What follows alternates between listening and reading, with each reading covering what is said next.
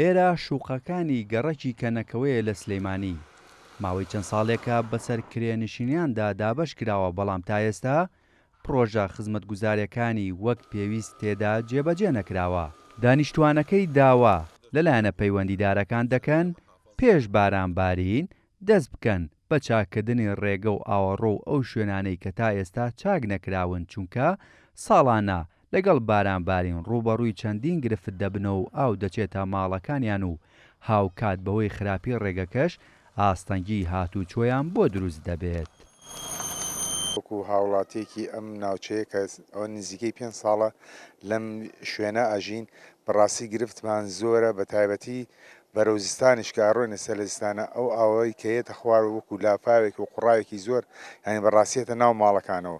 ئەمە لەلایەک و ڕێگاوبانەکە بەوەی ئەوەی کاوە خراپی ڕێگاوبانەکە وای لێکردوین زۆر جار ئاو لە زستانە کۆ ئەبێتەوە وەکو زۆنگاوی لێت. بەڕاستی ئەمە کێشەیە کە بۆ ئێمەی دروست کردووە ڕێگاوبانێکی ناخۆش ناتوانین بە تەواوەتی بە ئاسانی هاتوشوی تیا بکەین. زستانی لێ باراناوەکە هەموویەتە ناو ماڵەکانەوە، حاڵێکی زۆر خراپمانی ژیانمان ناڕوە. ئەم مەکتەبیان بۆ دروست کردوین بە حساب بودجەشی بۆ دەرچۆ، بودجەکەش هەر ئەوەتانە بەس بناغیان تێکردو هیچ تەواو دەوەستاون.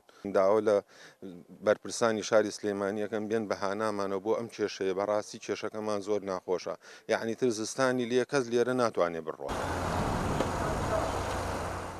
بۆ گەیاندنی کێشە و داواکاری دانیشتوانی شوقەکانی گەڕەکی کەنەکەوە وەک تیمی کورسات نیوز سەردانی بەڕێوەبەرایەتی شارەوانی تاسڵ و جەمان کرد، بەڵام سەرۆکی شارەوانی ئامادە نەبوو لەو بارەوە هیچ لێدوانێک بدات.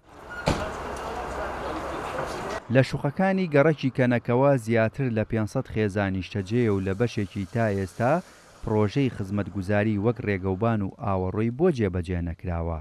هەروەها لە ماوەی ڕابردووشدا بڕیار بووە خوێندنگەیەکیان بۆ دروست بکرێت و کارکردن تێیدا بەردەوام بووە، بەڵام لە ئێستادا کارەکانی ڕاگیراوە و پرۆژەکە بەجێ هێڵدراوە.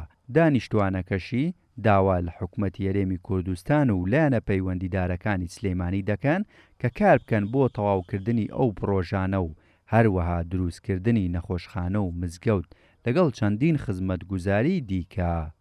هێمن کەمال، کورسات نیوز، سلەیمانی.